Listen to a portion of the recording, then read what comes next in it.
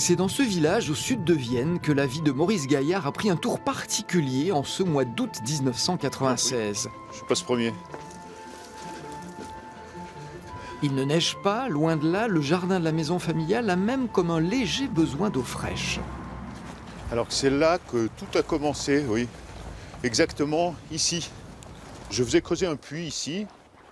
Et je regardais le puisatier qui creusait à la main. Et puis à 1 mètre du sol, je l'ai vu taper sur ce qui apparaissait comme un carrelage cuisine, ce que j'ai cru être une ancienne cuisine 19e siècle, remblayée. Et je l'ai arrêté tout de suite, et puis ça a été le démarrage donc, de l'affaire. Dans un premier temps, la découverte de Maurice Gaillard n'intéresse pas vraiment les services archéologiques départementaux.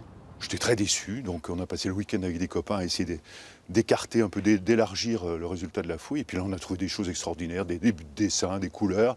Donc on s'est dit, on va sûrement pas suivre le conseil du directeur du service archéologique. Et puis on a bien fait.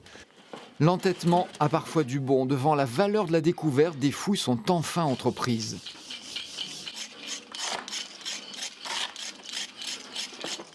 Peu à peu, une mosaïque de plus de 60 mètres carrés révèle ses couleurs, ses dessins et ses figures géométriques.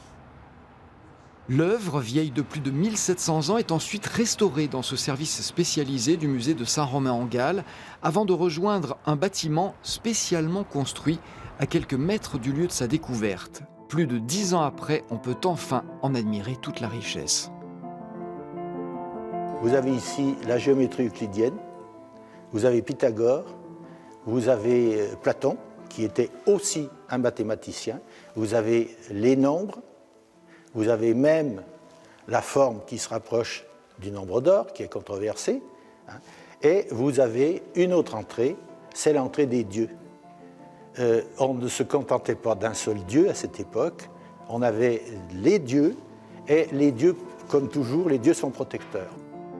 Des dieux qui protègent une maison, ou plutôt une vaste bâtisse, au centre d'une exploitation agricole qui devait employer près de 200 personnes. La famille des Licini, qui étaient des notables de la ville de Vienne et qui devait avoir une luxueuse demeure à Vienne, une domus, avait également une villa, c'est-à-dire une villégiature à la campagne. L'exploitation agricole leur permettait de faire du commerce et du négoce.